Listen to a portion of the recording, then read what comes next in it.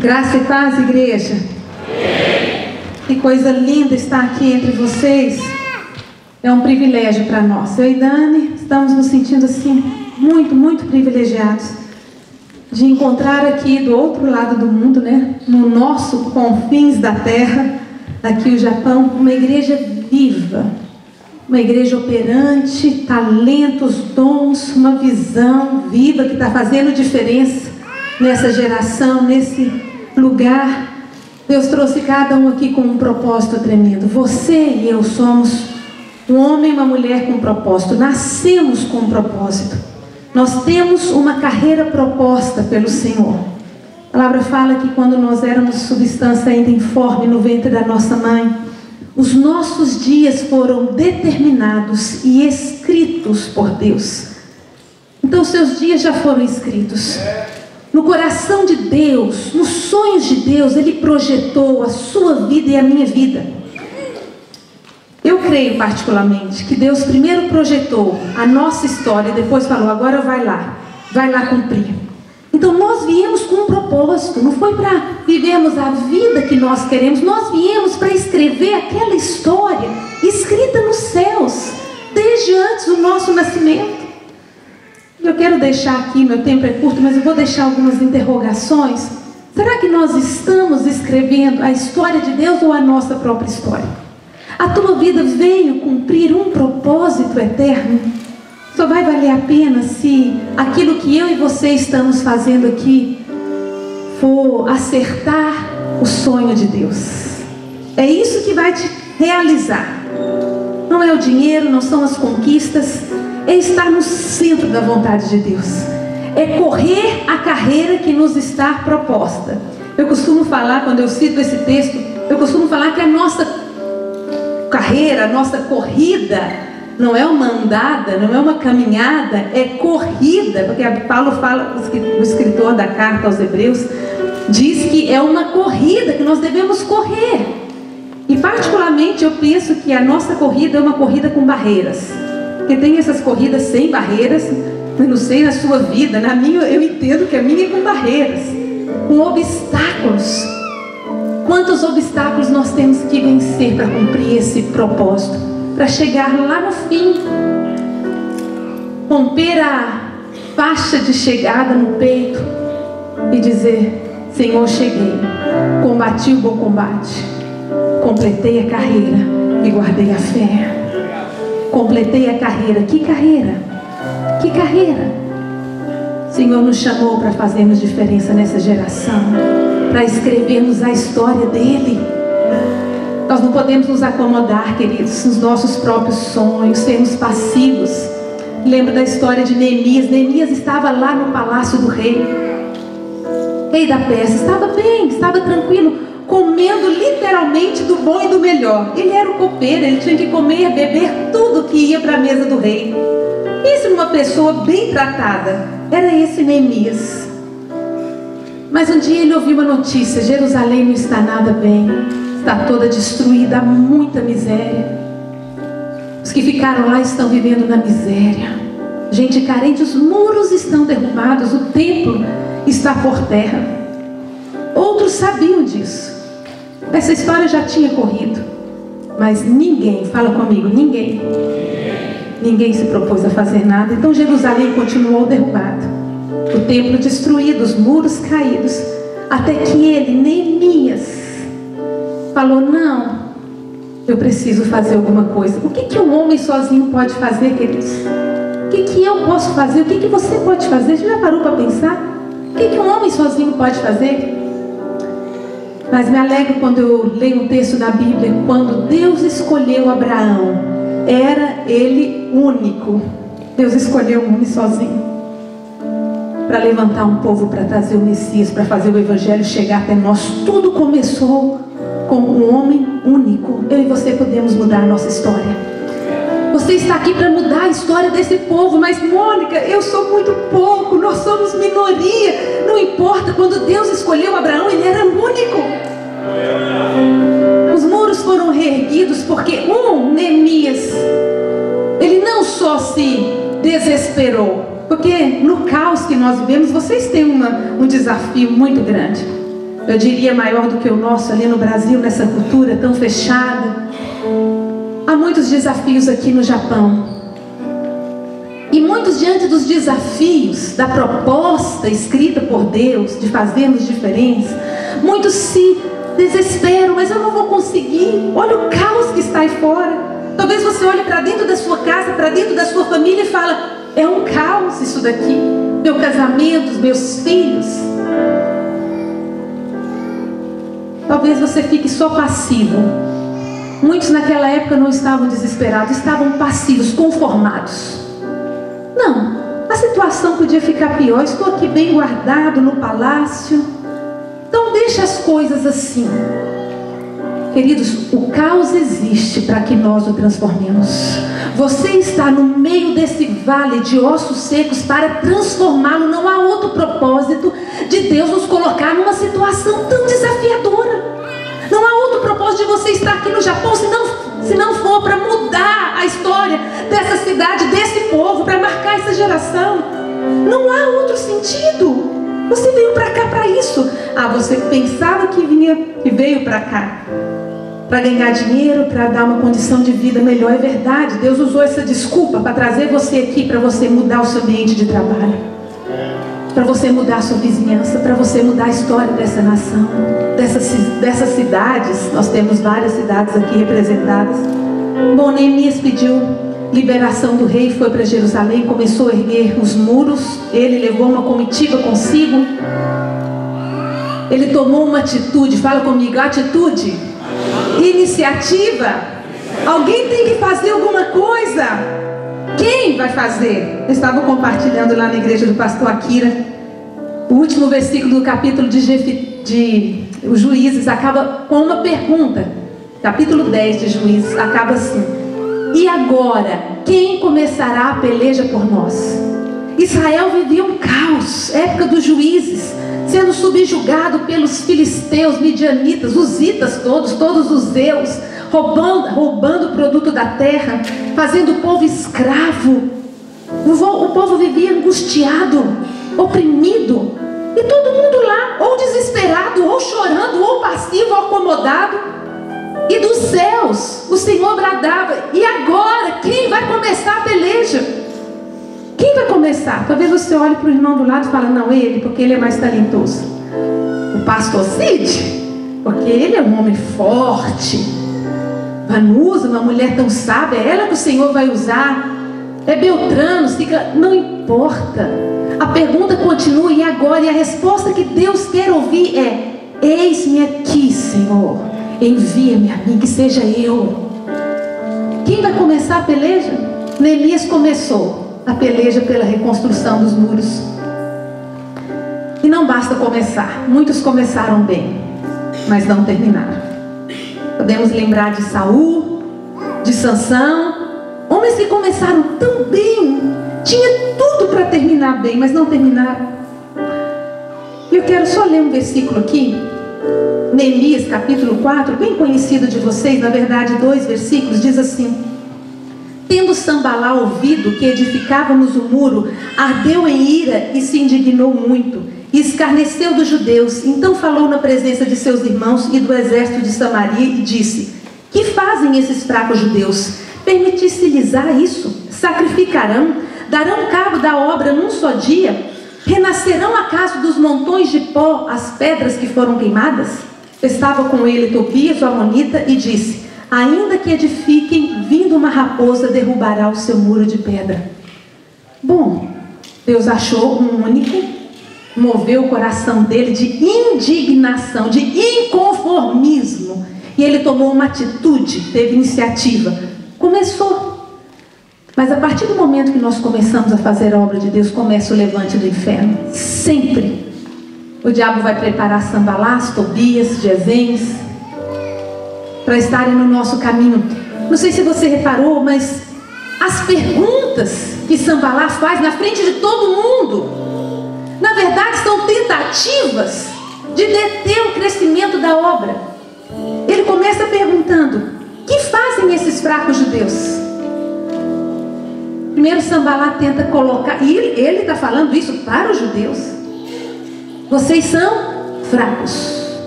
O que vocês vão dar conta de fazer? Primeira coisa, Satanás, para tentar impedir aqueles que se dispõem, é fazer com que eles olhem para si e vejam que são poucos. Eles são poucos, é pequeno. Cada um de nós somos muito pequenos para aquilo que Deus quer fazer através de nós. Não esqueço uma frase que eu ouvi do pastor Márcio Valadão, uma vez em um congresso. Ele disse assim: tenha sempre sonhos fadados ao fracasso, se não contarem com a interferência de Deus. Ou seja, nós precisamos sonhar as coisas grandes, maiores do que nós, porque aquilo que Deus projetou para mim é maior do que eu. Aquilo que Deus projetou para você é maior do que você, porque Ele está contando com a operação dEle em mim e você, com o sobrenatural dEle, com o milagre dEle agindo. Por isso que Deus vai fazer coisas que você nem imagina, maiores do que você. Não passou no coração do homem, na mente, aquilo que Deus tem planejado para cada um de nós. Ele é poderoso para fazer infinitamente mais do que tudo quanto pedimos ou pensamos, conforme o seu poder que opera em nós. Ele vai fazer coisas maiores do que você creia e tome uma iniciativa. Não deixa seus olhos ficarem parados naquilo que você não tem, naquilo que você não é. Porque aquilo que você não tem, não é e não pode, Ele é, Ele tem e Ele pode e vai fazer em você. Creia nisso, tome uma iniciativa. Não deixa sambalar, calar ou calar a tua voz, reter a sua atitude. Quando você ouvir essa vozinha lá dentro falando: mas quem é você? Vai falar assim: sai pra lá, sambalar. O que você vai falar? Ah não, mas assim ele não vai nem dar bola pra você. Você vai falar com cara de autoridade, com voz de autoridade: sai pra lá, sambalar. Como é que você vai falar? Sai pra lá, sambalar. Isso, o diabo não pode ter vez nas nossas vidas. Eu lembro de uma história que eu vi, Alda Célia contando, aquela cantora gospel do Brasil, muitos conhecem. Ela pegou um avião no norte do Brasil e estava indo para Brasília. E ela percebeu que na fila de subida ali da escada, logo próximo dela havia uma senhora que era completamente deficiente visual, cega completamente. Mas aquela senhora subiu a escada perfeitamente, abriu aqui o lugar de colocar a sua malinha, colocou a mala, sentou, apertou o cinto. Na hora de comer, ela começou a comer sozinha, sem problemas. E a Alda ficou olhando assim, falou: como você consegue fazer tudo isso? Ela falou: ah, querida, não é só isso que eu faço. Eu sou cega há 17 anos. E há 14 anos eu trabalho no Ministério da Justiça lá no Brasil. Mas não é só isso, eu resolvi fazer faculdade de psicologia à noite. Também tenho uma ONG. Eu tenho uma ONG para deficientes visuais, com 40 deficientes visuais. E dou palestras por todo o Brasil. Eu sou casada com um homem cego, tenho filho e não tenho nenhuma empregada que me ajude. Aí a Alda ficou olhando aquele currículo e falou: mas como você consegue fazer tanto sendo tão limitada? Ela deu uma resposta que isso nunca mais saiu da minha cabeça. Ela falou: o importante não é aquilo que nós temos, mas aquilo que nós fazemos com o que temos. Fala comigo: o importante não é aquilo que temos, mas aquilo que fazemos com o que temos. Você já tem o suficiente para mudar a história da sua casa. Você já tem o suficiente para mudar a história da sua vizinhança. Você já tem o suficiente para mudar o seu ambiente de trabalho. Você já tem o suficiente para mudar a história dessa cidade, dessa nação. Nós já temos, a gente tem que crer, tomar iniciativa. O que fazem esses fracos judeus? Fazem a obra, completam a carreira, cumprem a carreira proposta. É isso que nós vamos fazer. Romanos 4 fala que Abraão levava em conta o seu corpo já adormecido, mas não enfraqueceu na fé, duvidando por incredulidade, mas creu nas promessas. Abraão sabia que ele era fraco, mas essa não era a única convicção. Havia uma outra convicção: porque quando sou fraco, então é que sou forte, porque o seu poder opera nas minhas fraquezas. Satanás está falando que você é pouco, fraco, pequeno. Ok, aponte para ele o seu Deus e fala: é por ele, é no nome dele que eu vou. Golias, tu vem contra mim, tu vens contra mim com espada, com lanças. Eu posso parecer um garoto, mas eu vou contra ti no nome do Senhor dos Exércitos. E hoje mesmo o Senhor vai te entregar nas minhas mãos. Bom, essa foi a primeira pergunta. Só mais 5 minutos eu tenho? Estou entrando no tempo do meu amor. Eu tenho, meu amor, mais 5 minutos? Então tá bom. Ele pergunta assim: sacrificarão, darão cabo da obra num só dia? Aí de repente Sanbalá pega os olhos desses judeus, ele já tinha tentado colocar neles mesmo, e coloca na obra. Mas eles vão acabar essa obra num só dia? Olha o tamanho da obra. Talvez você olhe para frente e fale: olha o tamanho do desafio. Será que você dá conta? Golias é muito grande? Pode ser, mas ele é um só.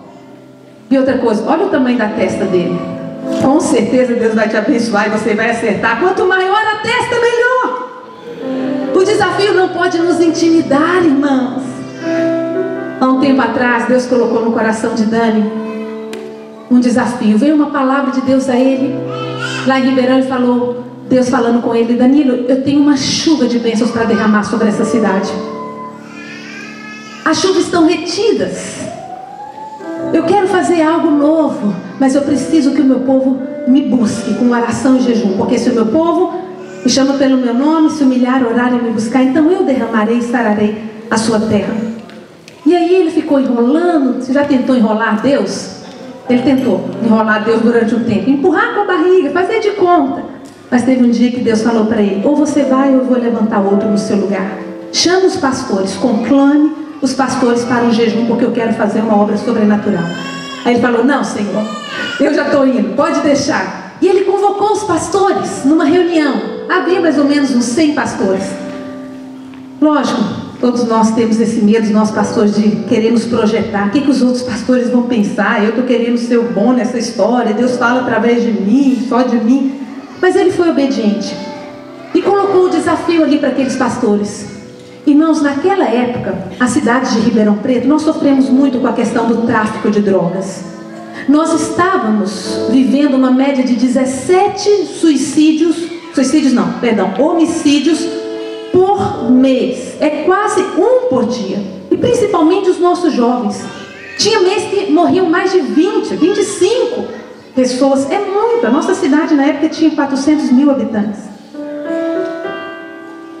E aí Dani colocou o desafio e falou: irmãos, vamos orar, jejuar, porque Deus vai mudar a nossa realidade. E lançou uma proposta de fazermos um jejum de 40 dias seguidos. Toda a igreja de Ribeirão envolvida nesse projeto. Teve 100% de aprovação. Mais ou menos umas 100 igrejas entraram nesse propósito e começamos 40 dias de jejum. Nessa época, muitos dos pastores subiam só descalço nos púlpitos. Muitos rasparam sua cabeça, outros se vestiam de pano de saco. Cada um fazia o jejum do jeito que achava melhor para invocar a face de Deus. Irmãos, depois dos últimos 10 dias, depois desses 40 dias, nós fizemos de atos proféticos nessa cidade. Mas sabe o que é o mais interessante?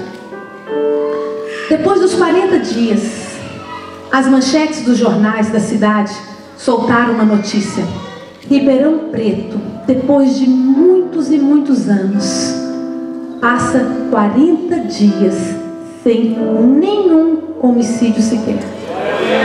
40 dias! Quantos e quantos anos nós não víamos isso? Exatamente os 40 dias em que a igreja estava orando e jejuando, não aconteceu um único homicídio. Deus fechou a boca da morte naquela cidade, porque a igreja que chama pelo nome do Senhor resolveu crer. O desafio parecia impossível. Será que a gente pode mudar a realidade? Podemos. Passou um tempo, apareceu uma notícia no Fantástico. Isso já tem uns anos atrás. Ribeirão Preto, das cidades com mais de 300 mil habitantes, é a que teve o maior decréscimo de violência desde a época do nosso jejum. Depois nós temos até guardado uma manchete de jornal: a igreja nossa fica num dos bairros mais violentos. Na época era o bairro mais violento da cidade, o Ipiranga. Todo mundo tinha medo do Ipiranga. Depois sai a manchete no jornal, depois desse jejum: Ipiranga volta à paz. Ele não constava nem entre os 7 bairros violentos da cidade. Irmãos, o desafio pode ser grande, mas cadê o Neemias? Cadê o Jefité? Cadê a Maria que vai olhar para si e fala: Senhor, eu não sou capaz, mas que enfim vai dizer: eis-me aqui, Senhor, usa-me a mim. Tira os seus olhos dos desafios, coloca naquele que é todo poderoso, amém? E você verá a diferença acontecer. Depois Neemias vira e pergunta assim: renascerão acaso dos montões de pó as pedras que foram queimadas? O que é isso? Neemias não, Sambalá. O que Sambalá está querendo dizer com isso? Está querendo colocar os olhos nas pedras queimadas, destruídas nos anos passados, de vergonha, de fracasso, de dor. Todos nós trazemos fracasso na nossa história, todos nós. Coisas que intentamos fazer e não deu certo. Amado, o fracasso não existe para nos deter. O fracasso existe para nos impulsionar. Você já sabe, Thomas Edison tentou mais de 10.000 vezes descobrir, fazer uma lâmpada dessas que hoje nós desfrutamos. Cada vez que ele fracassava e diziam para ele: mas você não vai desistir, olha quantos fracassos. Ele fala: eu não fracasso, eu descubro maneiras que não dão certo. Nós estamos mais perto, eu sinto que estou mais perto de descobrir. Não deixe que o teu fracasso, as coisas do passado, roubem aquilo que Deus está para fazer através da sua vida aí na sua frente. Creia, amém? E por último, ele diz assim: ainda que edifique, vindo uma raposa, derrubará o seu muro de pedra. Aí Sambalá tenta colocar os olhos na incerteza do futuro. Nós não temos todas as chaves do futuro, é verdade. Deus já está nele, preparando todas as coisas para mim e para você. E para os fiéis há uma vida de glória em glória, de vitória em vitória. Amados, o nosso futuro é glorioso. Ele está cheio de desafios, de obstáculos, é verdade. Mas em todos eles o Senhor está lá com a mão. Vamos lá, filho, você vai conseguir. Deus vai te usar na tua casa, Deus vai te usar nessa cidade. É você um instrumento, sendo Ele único. Esqueça se o outro não for. Esqueça, mas meu filho não está indo, meu marido. Vá você, não deixe de orar, porque a sua vida, o seu testemunho vai ser um exemplo, um incentivo. Assim como Neemias foi, assim como Samar, quando viu os filisteus vindo, todo o povo de Israel fugindo, Samar falou: eu não vou abrir mão do meu campo de lentilhas. Sozinho começou a lutar pelo seu campo de lentilhas. Sozinho começou a prevalecer, porque Deus honra aqueles que têm iniciativa e creem. E o povo de Israel teve uma grande vitória naquele dia. Bom, eu vou ficando por aqui. Eu só queria incentivá-los a continuar correndo a carreira, a não parar diante dos obstáculos que Satanás tenta te impor. Você é escolhido nessa terra, você é escolhido nessa nação e nessa geração. Deus fará coisas tremendas através de mim e de você, e isso vai realizar o teu coração, o centro da vontade de Deus. É isso que vai te satisfazer, trazer alegria. Amém, queridos? Deus te abençoe e te faça próspero onde quer que você esteja. Te traga saúde, vida, vigor, visão, ânimo para cumprir o chamado que está sobre a sua vida. Deus abençoe a cada um. Obrigada.